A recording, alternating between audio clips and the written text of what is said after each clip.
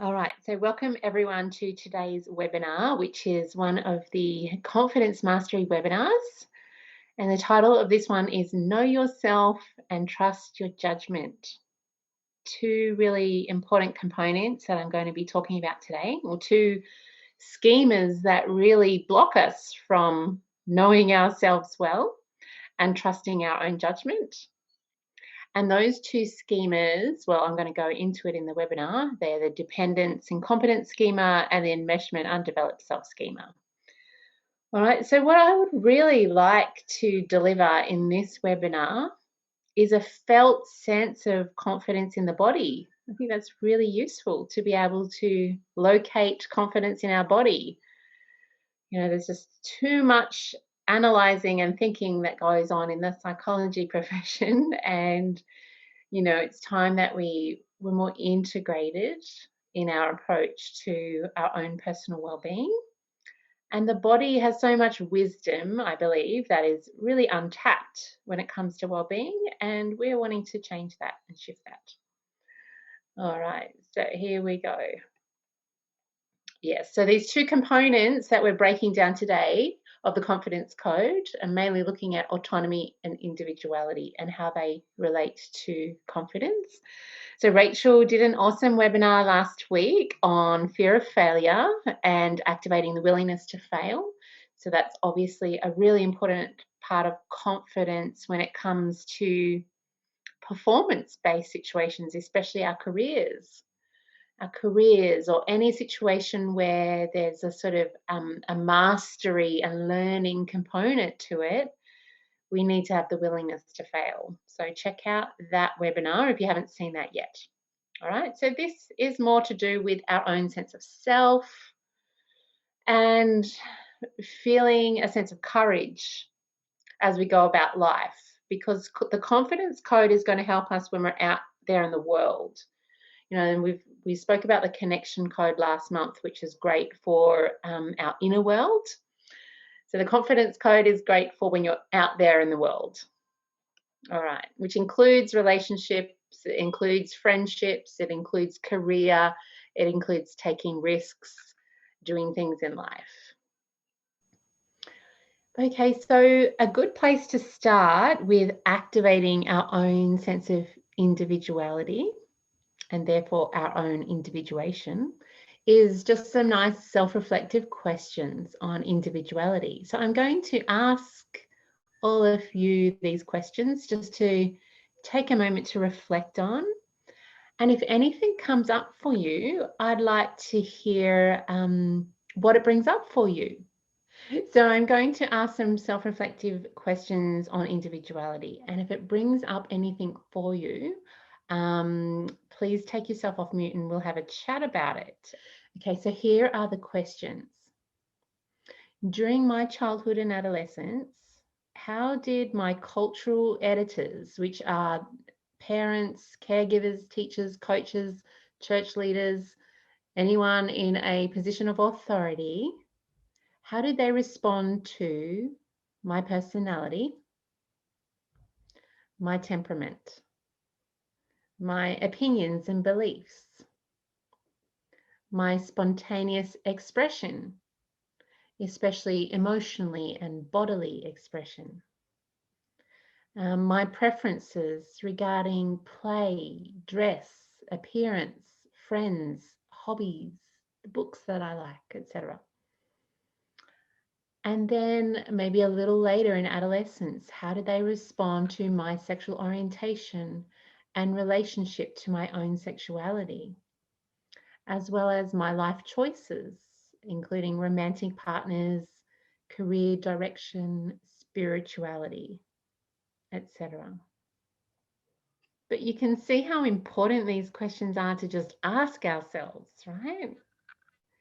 To just have a sense of, when it comes to your unique nature, who you are, all aspects of who you are, really fundamental aspects of who you are at your core and your uniqueness, how did the world respond to you being you?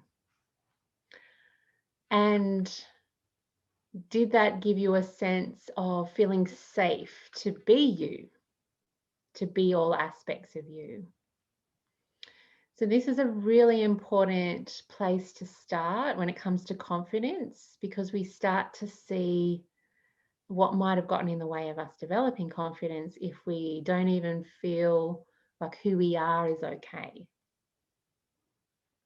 All right. So then I'm going to move on to this next question, which is, what negative messages, if any, did you get about your own individuality and self-expression from your early environment? Okay, so I'll give some examples of negative messages. Some could be, my individuality and self-expression is dangerous because I will be punished, humiliated, excluded, or shamed. Or my individuality and self-expression should be suppressed because it causes suffering in those around me that I care about and rely on for survival. Or my individuality and self-expression should be suppressed because it is a betrayal of my family loyalty. Like, it makes me feel bad that I'm not the same as my family or acting and going about life in the same way as my family members. So I feel that these are very powerful questions to ask, firstly ourselves, and then, of course, we might start asking our own clients similar questions. Whenever we sense that there's a lack of confidence, a lack of just taking ownership of our own unique nature. Okay. And one of the main symptoms or giveaway telltale signs that someone hasn't embraced their own individuality, and this is in more severe cases, is a deep sense of doubt and confusion. And some clients that I have, you might ask them what you think is just straightforward, simple questions. Like, what's your thoughts on that? Or what's your opinion on that? And often they'll say, I don't know. I don't know. So can you see they don't have that spontaneous connection to their own unique thoughts, opinions, position, stance on things. And that's a bit of a telltale sign that they're not in touch with their own individuality. Okay. And basically the process for healing this enmeshment, undeveloped self-schema and activating individuality is you almost got to go back developmentally and think, in terms of the order of development of a child.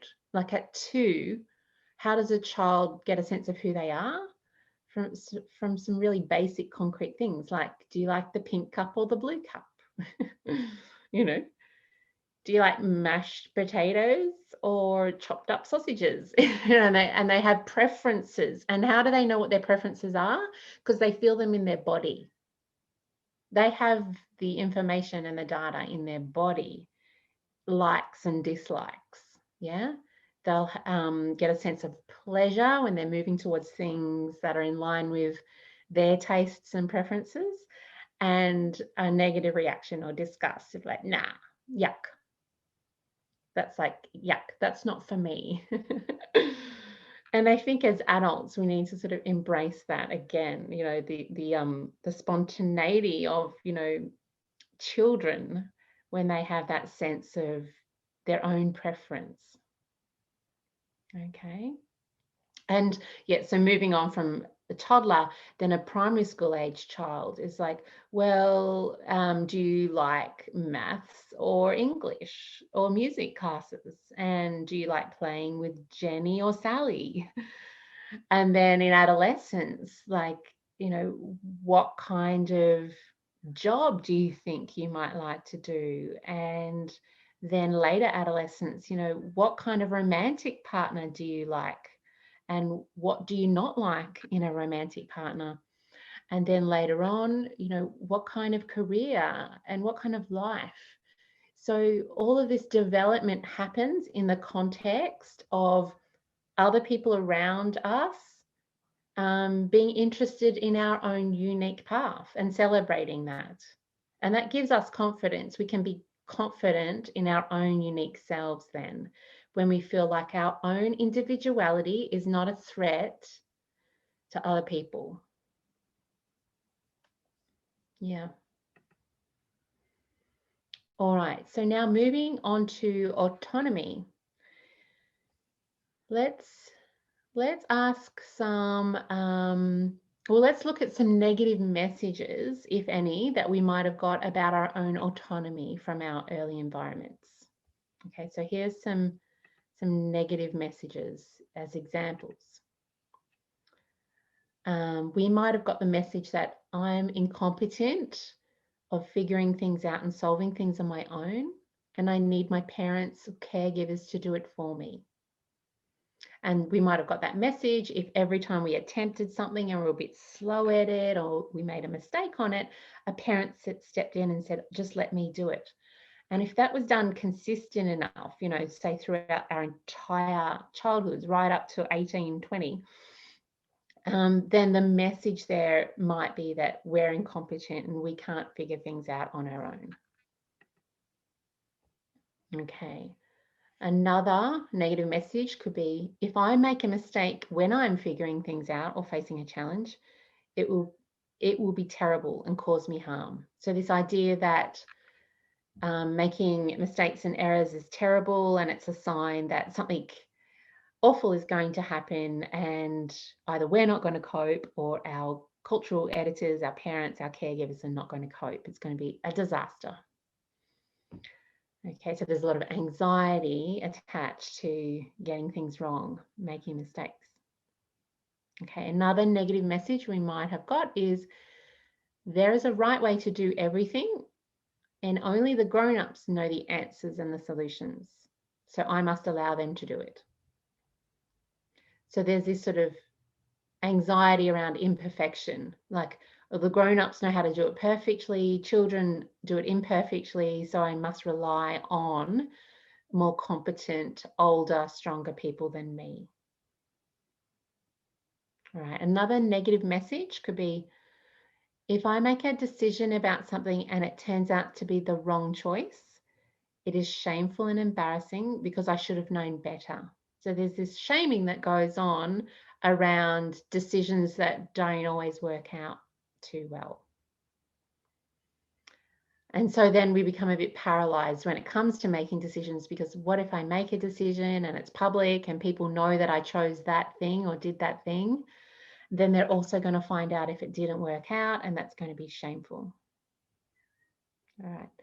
So other negative messages around autonomy could be, women are dependent on men and cannot survive financially without a man. Or conversely, men are dependent on women for comfort and nurturance and cannot cope with emotional stress on their own. So there's all these sort of negative messages that we could have downloaded in our early environments that's going to block our autonomy and therefore block our judgment and our decision making and our independence around our decision making, because there are some things in life that are better off decided alone. Like you wake up and decide what you're going to eat for the day. Imagine if we had to rely on someone to give us advice all throughout our day. It would become very draining for that other person. But also it would impede our own growth, because we would be plagued by anxiety and not have that confidence to just tackle some things on our own. All right. Okay, so let's go straight into the healing, okay? Because in the wellbeing codes, we're all about the wellbeing hacks. Okay, we're not going to spend a year in therapy, or at least not in this space, to get to the core of things. Okay, so let's take a moment to embrace this sense of knowing ourselves, which is that individuality. Okay, so as homework or home practice, but even right now in your own mind, come up with a few I am statements. And they could be centered around your personality, including your strengths and weaknesses. They could be around your temperament, your nature, your attachment style, your spiritual beliefs, your sexual orientation, or your gender identity, any of those things. So, for example, for me, it would be I am Tracy. I am in my mid 40s. I am mostly introverted, even though I'm very sociable. I am a bit of a perfectionist and I'm a recovering control freak. But I'm also easily excitable and have a lots of positive energy. I like being in nature. I like quietness. I like calmness. I have an anxious attachment style and I'm working towards more secure relating. I have my own set of spiritual beliefs that sometimes I find hard to put into words, so I keep them quite private. So these I am statements, when you say them, they should resonate in your body. You should have this sense of knowing yourself and being able to feel your own sense of self when you make these I am statements. Okay, so I encourage everyone to do that in their own time and space. The more you make these I am statements, and there's no judgment attached to it. Do you know what I mean? Like they're just I am statements. There's no that's good or that's bad. It's just that's me. Yeah, that's just me. So the more we know about ourselves, the more we bring that individuality into all of our interactions, in our relationships, into our workplace, all aspects of our lives. And so can you really start to see how this is connected to the confidence code? When you're sure about who you are, the more sure you are about who you are, the more safe you feel in your own body, to be honest. You're not doubting yourself all the time, questioning, oh, is that thought correct? You're just like, well, this is just a thought that I have. This is just me. Okay. And another little exercise connected to that is I like statements. Okay. So being able to detect your own preferences, your own desires, and how to do that, often the body will tell us what we like and what we don't like so much, or our nervous system will tell us. So I like statements. I like time alone, and sometimes I don't feel like I get enough of it, but at the same time I don't want to be a loner. I like lots of different kinds of food. I like relating more on a one-on-one basis, and not so much in a big group or at a party.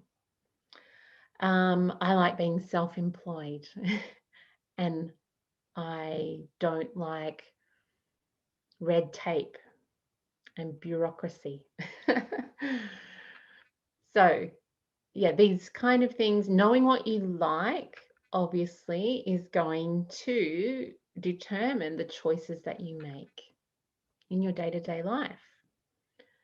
And you're going to celebrate those choices, and those choices are going to resonate with you.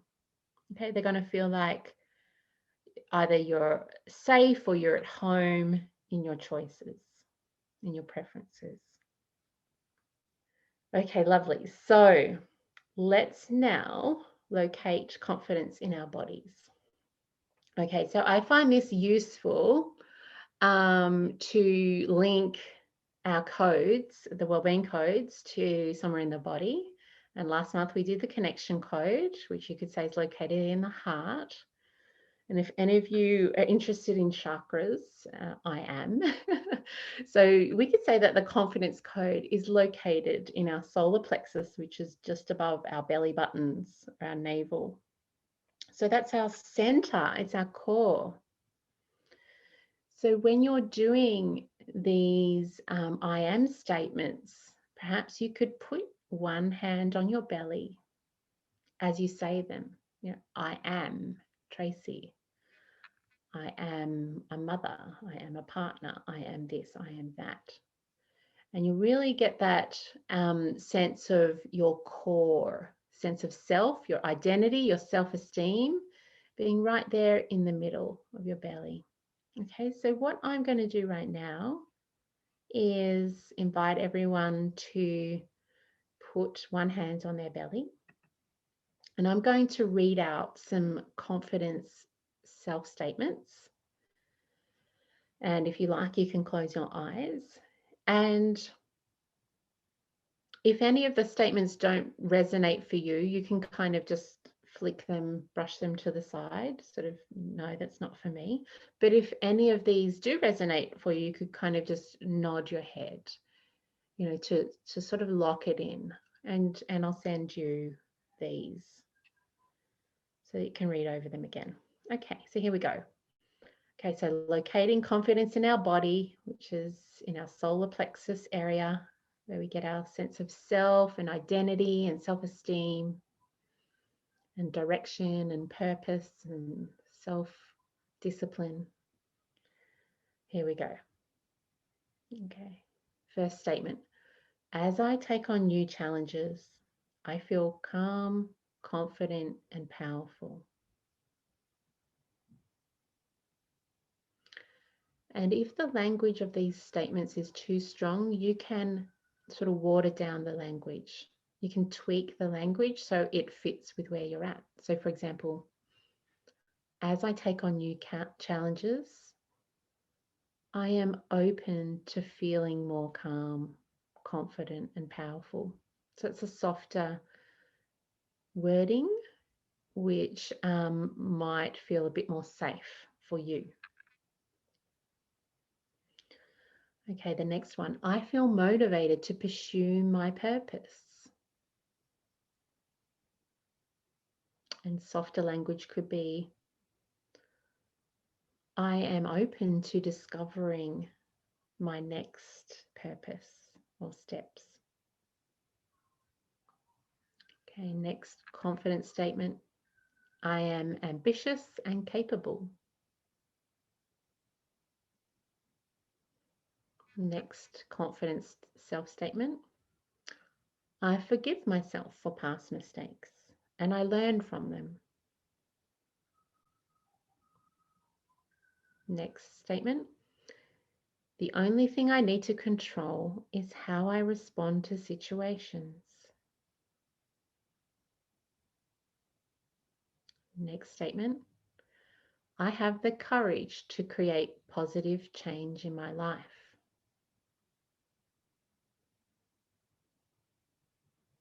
And next statement. I stand in my personal power.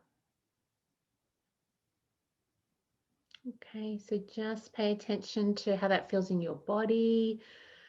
If you notice there were any particular statements that feel really out of reach for you at the moment, and that's fine because at least it's prompting you to explore that and wonder where did that come from? Where did I learn that I can't forgive myself for past mistakes? You know, it brings something useful to you to reflect on what might be blocking these statements. Okay, lovely. So what you can do is just lock that into that area of your body, knowing that, that's where I need to drop into in my body the next time I need to find confidence, the next time I need to face something.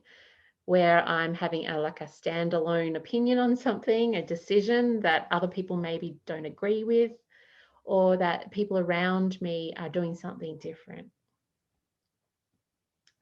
Lovely. All right. So now let me talk about trusting our own judgment. So what blocks us from trusting our own judgment is usually can come down to the dependence and competence schema. So the message that we got from people around us that we weren't competent and we couldn't trust our own judgment and decision-making process and problem-solving skills. All right, so our own judgment and decision-making is based upon our unique selves, okay, including our temperament, our history, our vulnerabilities, our values, goals, fears, and desires. So this is really important to understand, that when we make decisions on things, we are drawing from so much information internally, from ourselves, from our own being, from our own memories, from our own way of going about life. It's just not possible to outsource that. Okay, so other people, when we ask other people for advice, what we're getting is what they would do and their thoughts and opinions. Yeah. And so that's also good, because sometimes there are other people who have done something that we haven't done, and we would like to know their experience, and that's going to be really useful. But it's not like set in stone, you know, that we should do what they did because we're in a similar situation. Because what other people don't have access to is all of those internal sources of information. Okay. So it's really nice knowing that our own judgment and decision making is a bit of a chaotic process at times. Sometimes there's rational, logical thoughts and linear processes that goes into our decision making, but sometimes it's more emotional, and that's fine to make decisions based on emotional reasoning. Okay, emotions have got such a bad rap in life. You know, like, oh, that's just you're making that decision based on your emotions. And my answer to that sometimes is hell yes, because that's what I feel. Okay, it's not always what you think. All right. Okay, so the other important thing in trusting our own judgment is that we don't always know why we choose to make certain decisions, you know, because logic might be more in the conscious mind, but other situations like our nervous system, our temperament, our wounds, our traumas, our emotions, etc., are not always within our awareness. But that doesn't mean that they shouldn't feed into our judgment and decision making. So the more okay you are about judgment and decision making being a very holistic process, some of it conscious, some of it unconscious, the more confident you're going to be, because you're not going to shame yourself for making a judgment or decision about something if you didn't have conscious awareness of why you were doing that. But you're like, that's okay, now I know why I did that, because now I'm aware of that process. Say, for example, if you kept choosing the same types of partners, right, and they were all like real bullies, and you kept choosing that, like, well, that's okay, because now I've learned that I've got a pattern where I unconsciously choose this type of partner because it resonates with my own childhood wounds.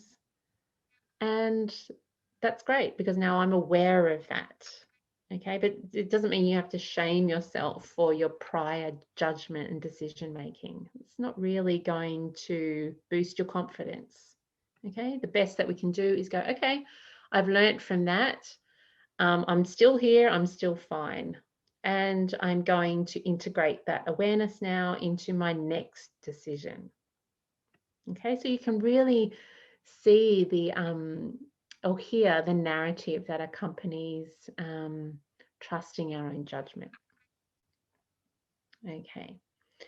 So basically, trusting our own judgment means trusting that whatever we choose, we are exercising our own autonomy, which is something to be celebrated, because this in itself builds confidence each time we do it. You know, just making a decision on something and saying, well, I've just decided to do this. And we accept that, well, it might not work out, but at least I'm choosing, I'm deciding, and I'm proud of just exercising my own autonomy. That will build confidence. And if our decision leads to a negative consequence, having the belief that we can course correct, we can change our minds, we can try again, also gives us confidence to act rather than being paralyzed by fear of getting it wrong. So if your belief that making a mistake or making a decision that didn't quite work out in your favor is still okay, then you're more likely to just get on with things and choose and decide, as opposed to someone who believes that if I make the wrong decision and it doesn't work out, that would be a disaster. Then that's when we get paralyzed and we lose faith in our own judgment. Okay. All right, so we're at the end of the webinar. So our home practice from this Confidence Mastery webinar is, number one, write a list of the aspects of yourself that you'd like to embrace more of and stop hiding or adopting other people's ways of doing things. So the list would sound something like, you know, these are the qualities that I want to embrace or acknowledge more within myself. ... Okay. Also, for home practice, write a list of decisions that you may be putting off out of fear of getting it wrong or not coping with the outcome. Okay.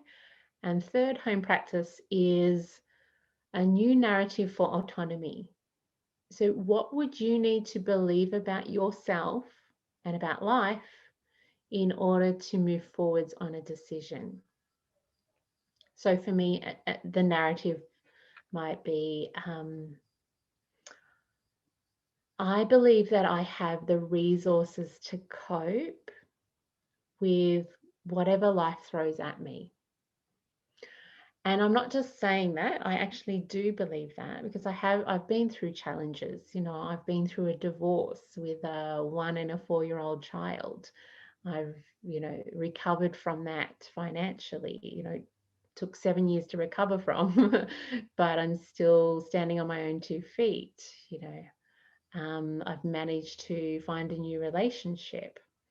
So having been through, you know, some ups and downs in life builds confidence. You know, and the narrative for me is, I have coped, I have managed, and it is possible for me to face really hard things in life. And I can trust in my own judgment and decision making. All right. So that is your practice, everyone. Okay, so we're going to end the webinar there, and I'm going to stop the recording right now so that if you guys want to have a chat,